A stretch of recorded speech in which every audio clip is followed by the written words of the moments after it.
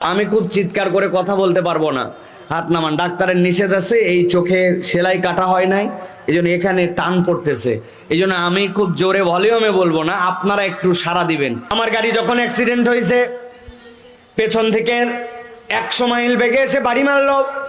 বাড়ি মারার পরে আমি সামনের সিটে বসা ছিলাম, একদম পেছনের সিটে আমার স্ত্রী শুয়েছিল, মধ্যের সিটে আমার 3 বাচ্চা, সামনে ড্রাইভার। পেছন থেকে যখন গাড়িতে বাড়ি মারছে, গাড়ি উড়ে যেয়ে সামনের বাসের সাথে ধাক্কা লাগছে। বাসের সাথে কেবল ধাক্কাই লাগে নাই, নিচে ঢুকে গেছে। বাসালা চিন্তা করছে যে আমারে দোষ আছে কিনা, ঠেকাই কিনা আমারে। বাসালা চিন্তা করছে আমার যা ক্ষতি হয়েছে আমি পালাই। ও সামনের থেকে টান দিয়ে যখন বেরিয়ে গেছে, আমার গাড়ি পিছন থেকে উঠে আবার দাম করে পরে বাম পাশে আটকায় গেছে। আমি যা যা বলতেছে এইগুলা ভিডিওতে দেখার পরে এগুলো একটাও আমার মেমোরিতে নাই।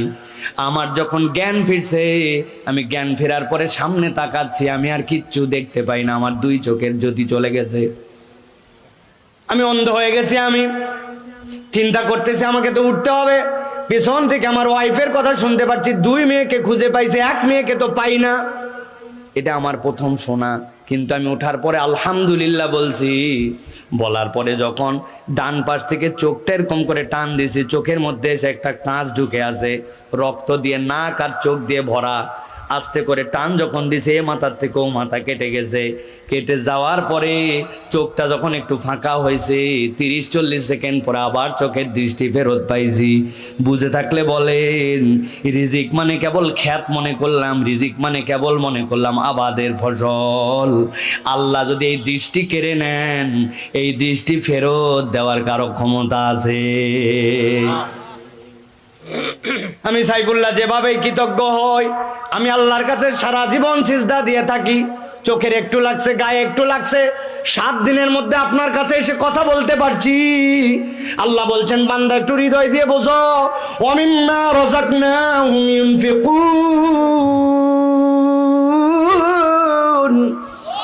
ও আমার বান্দা, আমি তোরে রিজিক দেই, এই রিজিক তোর সন্তান, এই রিজিক তোর পরিবারের সুখ, এই রিজিক তোর শান্তি, এই রিজিক তোর খাদ্য, এই রিজিক তোর সুস্থতা। রিজিক মানে কেবল ধান চাল আর ভাত মনে করেন না।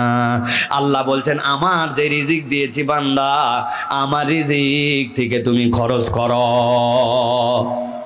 কান দিয়ে কত কিছু শুনি, কানের খরচ আছে, আপনার চোখের খরচ আছে। আপনি কোরআন পড়েন, যখন আপনি চোখ দিয়ে আপনি আল্লাহর দেওয়া চোখের রিজিক ওইটাকে ব্যবহার করতেছেন। আপনি কোরআনের কথা শুনতেন, ওয়াজ শুনতেছেন, আপনার কানকে তখন আপনি খরচ করতেছেন। আল্লাহ আপনাকে যে সম্পদ দিয়েছেন, ওই সম্পদ আপনি আল্লাহর জন্য খরচ করতেছেন। আল্লাহ বলছেন, 3 নম্বর কোয়ালিটি আমার মুত্তাকি বান্দাদের, তারা ভেবে ভেবে তাদের দেওয়া রিজিক যেইটা, ওই রিজিকটা তারা খরচ করে। 4 নম্বর আল্লাহ বলছেন, ওয়াল্লাযীনা ইউমিনুনা বিমা উনজিলা ইলাইকা ওয়া মা উনজিলা মিন ক্বাবলিক ওয়া বিল আখিরাতি হুম ইউকিনুন। ওই বান্দারা সকল কিতাবের প্রতি ঈমান আনে আর তারা পরকালে বিশ্বাস করে। সকল কিতাবের কথা আল্লাহ এই জন্য বললেন, কিতাবের কত অংশ বিশ্বাস করি আর কত অংশ বিশ্বাস করি এরকম নয়। আফাতুমিনুনা বিবাদিল কিতাব ওয়া তাকফুরুনা বিবাদ। তুমি কি এই কিতাবের কতটুকু বিশ্বাস করো?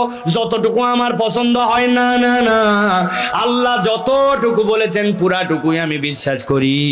পুরাটুকু বিশ্বাস করার নাম হচ্ছে মুত্তাকিদের গুণাগুণ। আর পুরা বিশ্বাস না করলে ওই বান্দা প্রকৃত ঈমানদার নয়, ঠিক কি না? অনেক লোক আছে বাংলাদেশে, নামাজ বিশ্বাস করে, রোজা বিশ্বাস করে, কিন্তু তারাও আবার আইন করার জন্য চেষ্টা করে। লিযাকারি মিসলু হাযিল উনসায়াইন। আল্লাহ বলেছেন একটা ছেলে পাবে যা মেয়ে তার অর্ধেক। ওরা বলে না, আমরা সমান অধিকার চাই। আল্লাহর আইন ঠিকই আছে, কিন্তু এটা মদিনা শরীফের জন্য ছিল, বাংলাদেশের জন্য আইন সংস্কার করে উত্তরাধিকার আইন বানাতে হবে। ছেলেও পাবে যা, মেয়েও পাবে যা। ও নামাজ পড়ুক, রোজা রাখুক, হজ করুক, যাই করুক, এইটা যদি মনে করে আল্লাহর আইনের এই আইন ঠিক নাই, ও কিয়ামতের দিন বেঈমান হিসাবে উঠবে, ওর ঈমান ঠিক হয় নাই। ভালো করে বোঝেন। এই জন্য আল্লাহ ওই জন্য বলছেন, ওয়াল্লাযীনা ইউমিনুনা বিমা উনজিলা ইলাইক ওয়া মা উনজিলা মিন ক্বাবলিক। আগে পরে যা বিধান অবতীর্ণ হয়েছে সবগুলাই বিশ্বাস করে।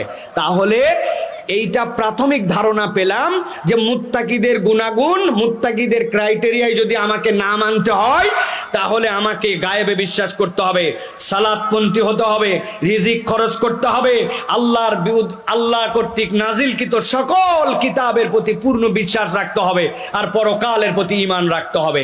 এইটা আছে যারা, আল্লাহ বলছেন মুত্তাকিদের গুণাগুণওয়ালা তারা। এই পর্যন্ত বুঝছেন আপনারা প্রিয় ভাইরা? এবার আমরা একটা ইন্টারেস্টিং বিষয় একটু দেখার চেষ্টা করব, সেটা হচ্ছে